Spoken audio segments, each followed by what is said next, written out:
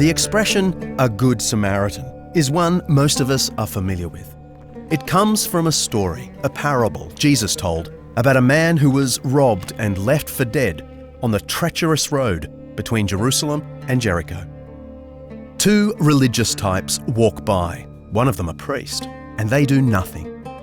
Along comes a Samaritan, an outsider, and he's the one to bind up the victim's wounds, take him to safety, and pay for his recovery.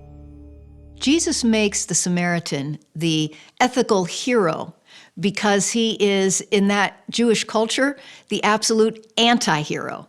It's the kind of thing where maybe even some Jews would say, I don't want your help.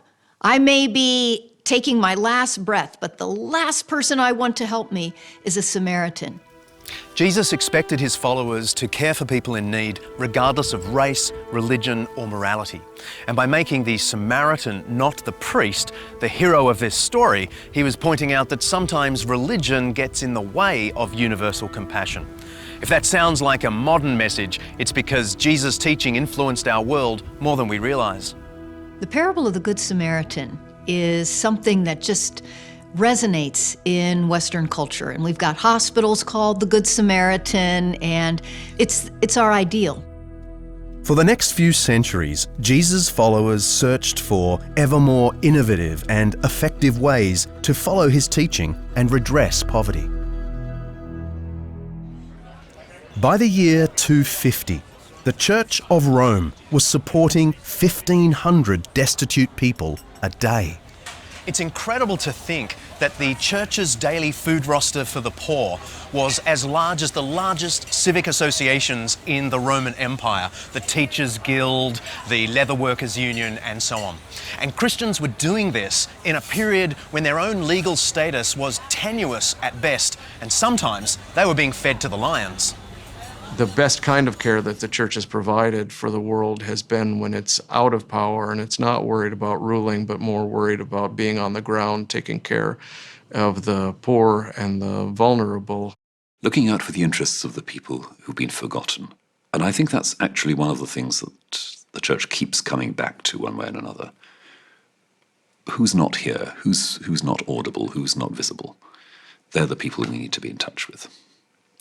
And in so many societies with huge rates of human casualty, you have to say, well, if it weren't for that community, which is dedicated to looking out for the interests of those that everybody else has forgotten, then it would be an appalling prospect.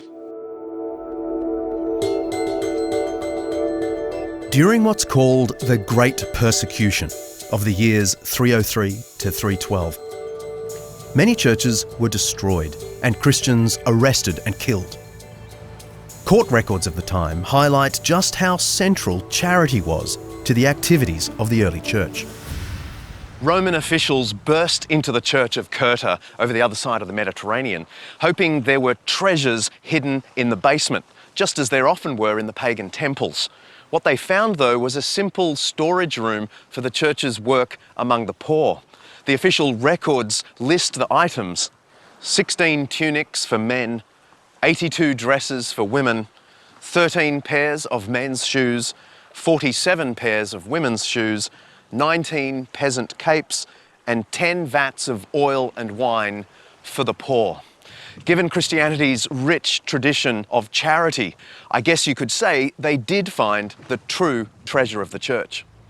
What is so central to Christian faith, apart from the very important beliefs about the nature of Jesus Christ, his life, his death, resurrection, his coming again, these things are important.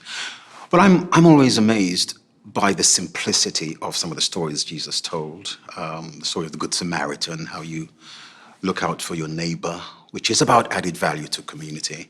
And so I think at the very heart of Christian faith are some, big ideas about God and the world. But actually, it's about added benefit to your neighbor, essential feature of what Christian faith looks like.